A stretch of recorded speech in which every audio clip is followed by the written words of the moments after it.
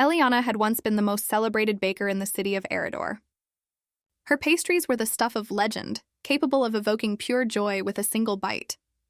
But that was before the fire that consumed her family's bakery, along with all her recipes and her entire world.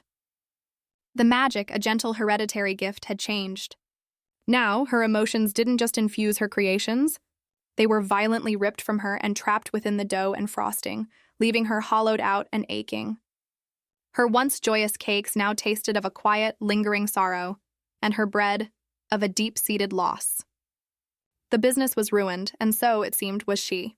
She was kneading a small lump of dough, the flour dusting her trembling hands, when the royal decree arrived. A messenger, clad in the polished armor of the royal guard, stood in the doorway of her small, rented room. "Eliana the baker?" he asked, his voice booming. "You are summoned to the citadel. The king has a task for you." Eliana's heart sank. She had no place in the world of nobles and knights. Her magic was broken, her talent gone. She tried to refuse, but the guard's gaze was unyielding. "The king does not make requests, baker. He gives commands." And so, with a heavy heart and a mind full of dread, she packed her meager tools and followed the messenger to the gilded halls of the citadel, a world away from the soot-stained streets she now called home. Eliana was brought before the king, a man known for his wisdom and his eccentricities. He sat on a throne carved from white marble, his expression one of solemn concern. Standing beside him, silent as a statue, was Commander Thorne, the head of his royal guard. Thorne was a legend in his own right, a warrior of unmatched skill, but also a man whose face was a mask of cold indifference. It was said he hadn't laughed, cried, or even smiled in a decade. "Eliana," the king began, his voice surprisingly gentle, "I have heard whispers of your unique talent. I understand it has changed, but a gift is a gift.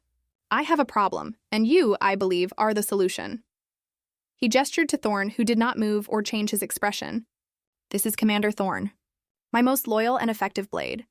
But he is a man with a hollow soul. He has become a perfect instrument of war, but he has forgotten how to be a human being.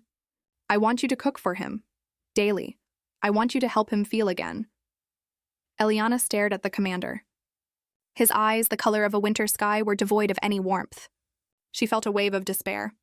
Her own emotions were a danger to her. How could she give them away, piece by piece, to this frozen man? Thorne, for his part, looked at her with an expression of profound disinterest. He saw a frightened young woman, not a magical baker. He had no faith in this absurd command. "Your Majesty," Thorne said, his voice a low monotone, "I am a soldier, not a patient. This is unnecessary." "Indulge me, Commander," the king said, a finality in his tone.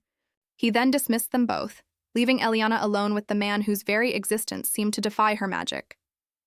Eliana was given a small, sterile kitchen near the guards' barracks. It was cold and impersonal, a sharp contrast to her old warm bakery.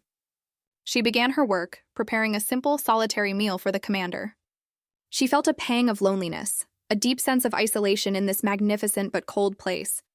That feeling, that quiet sorrow, was the primary ingredient in the day's meal. When she sent it to his chambers, she waited with a growing knot of dread. A few hours later, a servant returned the empty plate. Nothing more. No message, no word. Eliana, feeling utterly defeated, sat down with a lump of leftover bread. She closed her eyes and forced herself to remember a time of happiness, her brother's laughter, the smell of her mother's cinnamon rolls. A small, ephemeral wave of joy, a bittersweet warmth, pulsed through her. She kneaded it into a small pastry, a sweet muffin with candied berries. This time she delivered it herself to Thorne's quarters. She found him sitting at a heavy oak table, his posture as rigid and cold as ever. He simply gestured for her to leave the muffin on the table. Dejected, Eliana did, but as she turned to go, she heard him pick it up. He took a bite, and for the first time she felt a strong, magical tug. He froze, his jaw still. A flicker, so fast it might have been a trick of the light, passed through his eyes. For a single fleeting second, his lips twitched as if he were about to smile. Then it was gone, replaced by his usual stony mask. As he swallowed, a sharp, cold ache bloomed in Eliana's chest. The magical curse was real, and it was painful. He had tasted her joy, and in doing so, he had taken a piece of it from her. She now felt an emptiness, a profound sadness that had not been there before. He had felt something, but she had lost a piece of herself. Eliana spent the next several days experimenting. She found that her curse was a double-edged sword. The stronger the emotion she put into her food, the more of it she lost. She made a simple soup for him one day while feeling a quiet nostalgia, and the dish had made him sigh, a sound he seemed surprised to make. He had not said a word to her, but he was no longer looking through her. He was watching her.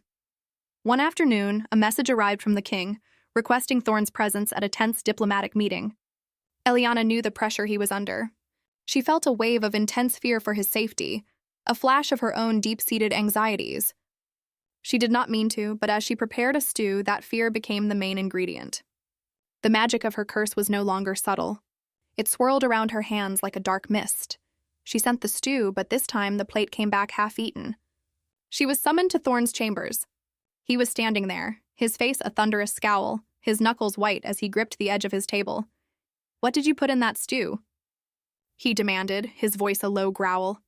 "I was in the middle of a delicate negotiation with the delegates, and for a moment I was paralyzed. A cold dread so strong I could not speak." "What was that, Baker?"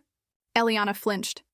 The fear she had infused into the meal had not just made him feel, it had disabled him. It had shown her the true destructive power of her curse. I didn't mean to," she stammered, her hands wringing her apron. "My magic. It's broken.